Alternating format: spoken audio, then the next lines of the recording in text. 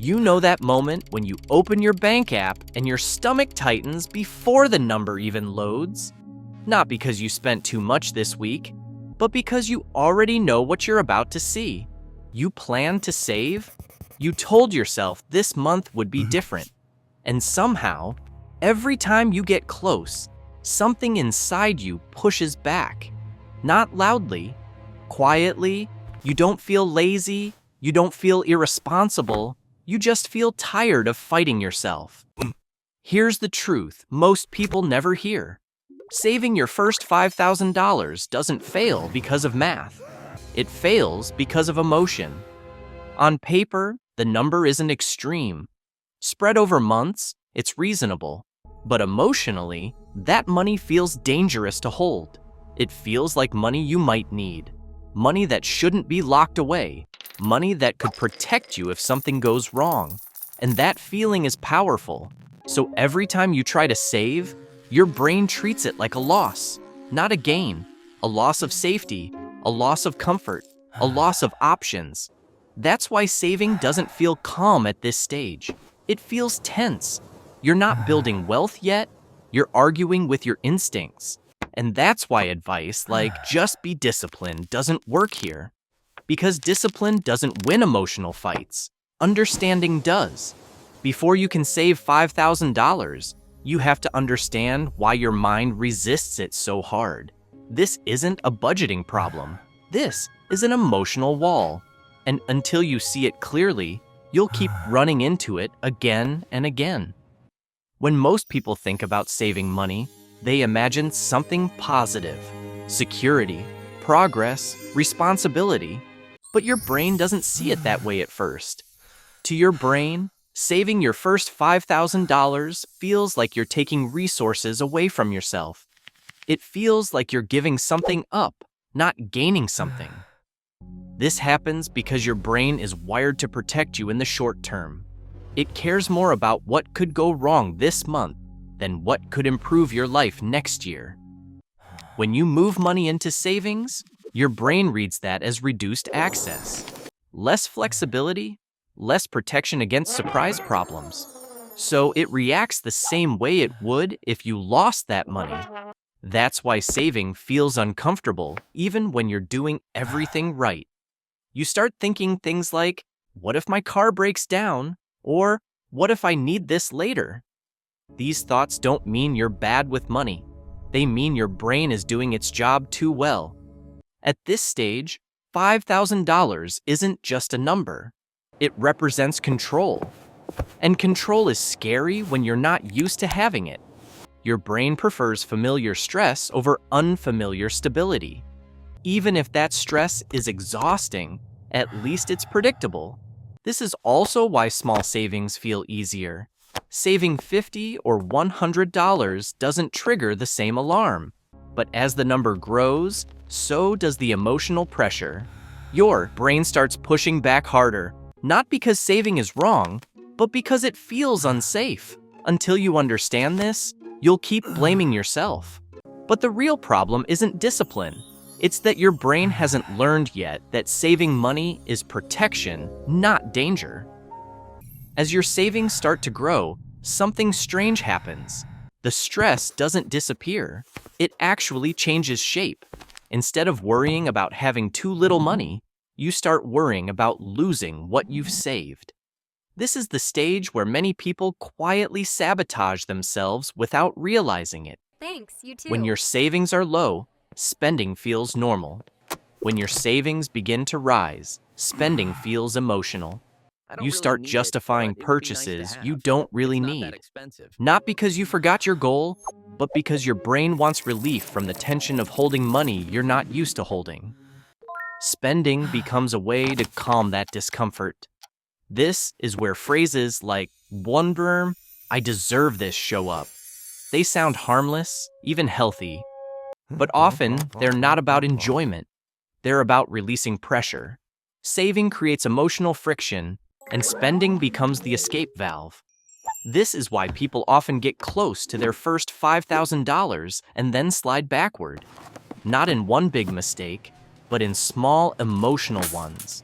A weekend trip, a new phone, A few small decisions that quietly reset the progress. The hard truth is this: at this level, money isn't just financial, it's emotional weight.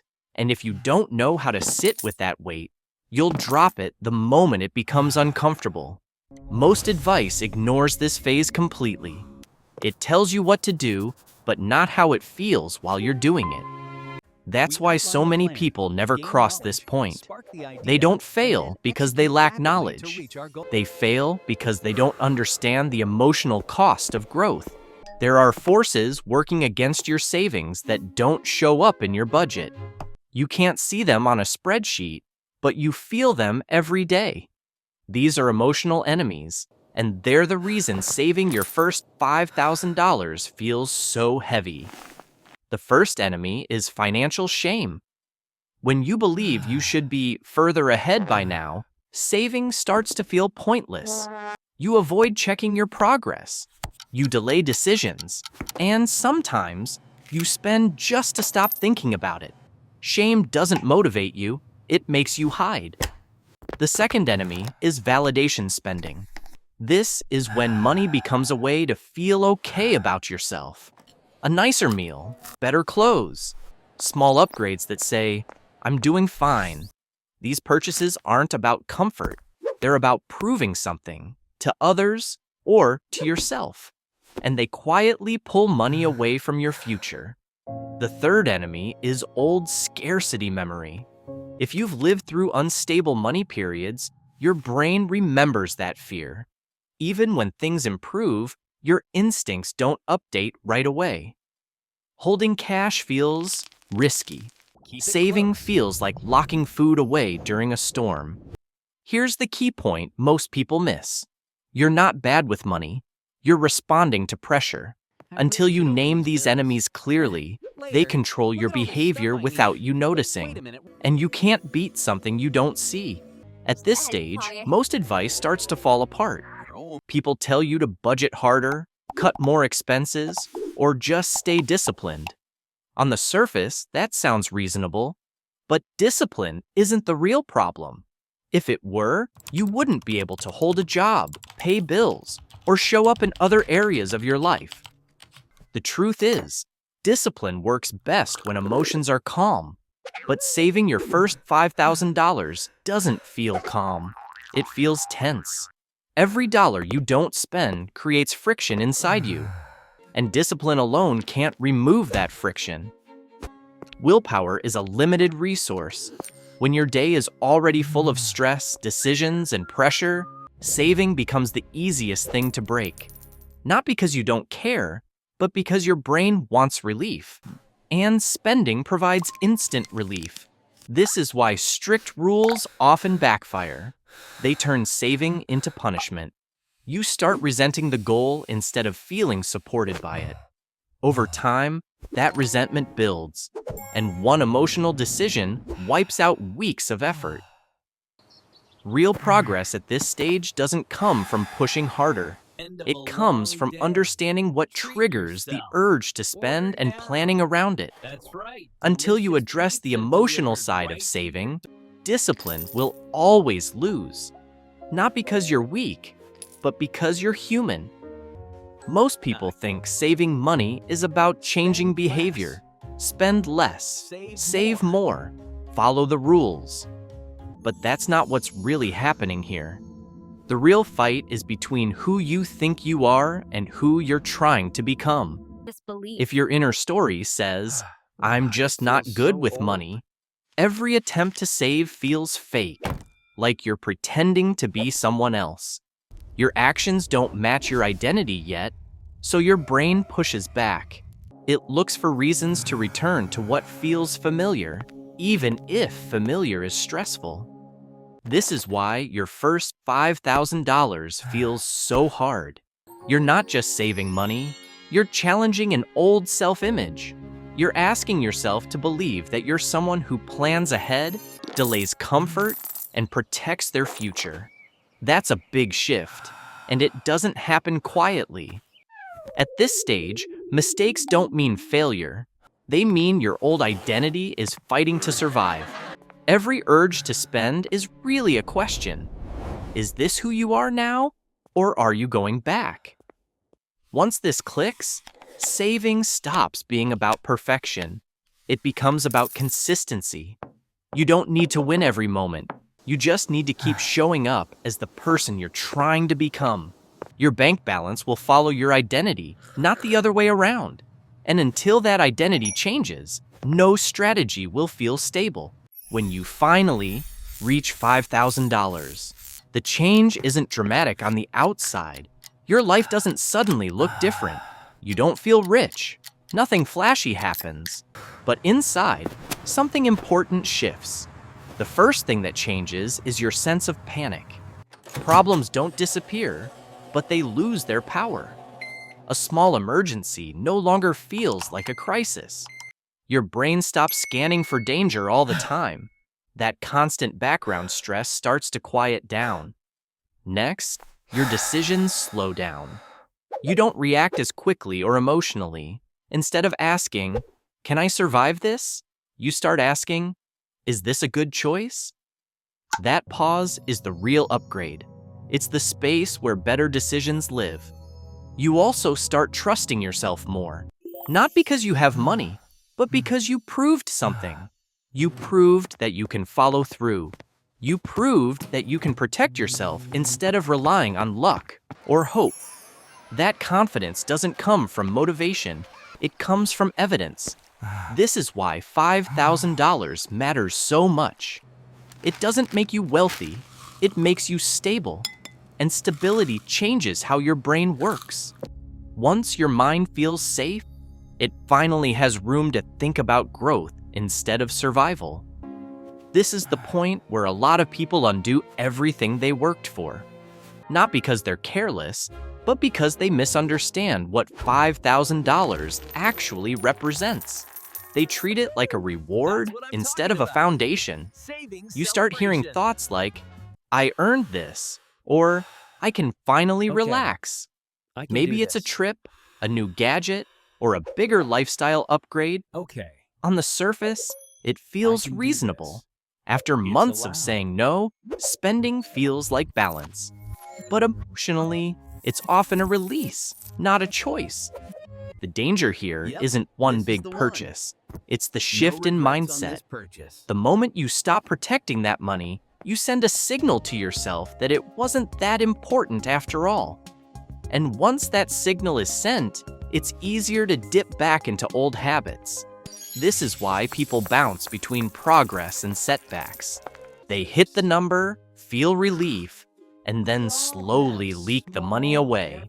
Not all at once, quietly, comfortably, until one day they're wondering how they ended up back where they started. $5,000 isn't there to make your life easier today. It's there to make your decisions stronger tomorrow. If you forget that, the progress doesn't disappear overnight, but it doesn't last either. If you think of your first $5,000 as spending money, you'll lose it. If you think of it as an achievement badge, you'll protect it for a while and then slowly give it back. But if you think of it correctly, it changes how you handle money forever. That $5,000 is not there to improve your lifestyle. It's there to change your position. It's an emotional firewall between you and panic. It's the difference between reacting and choosing. When something goes wrong, you're no longer forced into bad decisions just to survive. This is why the number matters, even though it isn't huge. It creates breathing room, and breathing room creates better thinking. Once you have that buffer, you stop obsessing over small expenses and start paying attention to big decisions. Where you live, what you earn, what you tolerate. People who never build this buffer stay stuck in short-term thinking. They worry about coffee prices and small treats while ignoring the choices that actually shape their future. $5,000 pulls you out of that loop. The goal isn't comfort. The goal is control. When you understand this, saving stops feeling pointless. It becomes strategic. You're no longer asking, "What can I buy?" You're asking, "What does this choice give me?" That shift is what separates people who move forward from people who stay stressed forever. Reaching your first $5,000 won't come with applause. No one will notice. No one will congratulate you. And that's exactly why most people never get there. This milestone is quiet, uncomfortable, and invisible.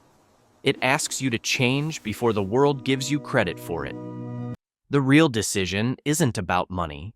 It's about whether you're willing to sit with discomfort without escaping it. Whether you can let money exist without immediately turning it into relief, distraction, or proof. That skill matters far more than any budgeting trick. If saving still feels impossible, that doesn't mean you're broken. It means you're standing at the edge of a real shift. Most people turn back here. They choose comfort because it's familiar, not because it's better. But if you stay, if you let the tension exist without giving in to it, something changes quietly. You stop needing money to calm you down. You stop needing purchases to feel okay. You start trusting yourself. This is where financial stability actually begins. Not when you earn more. Not when you find the perfect system. It begins the moment you decide that short-term comfort no longer controls your long-term future. That decision doesn't feel exciting. It feels calm. And calm is what real progress sounds like.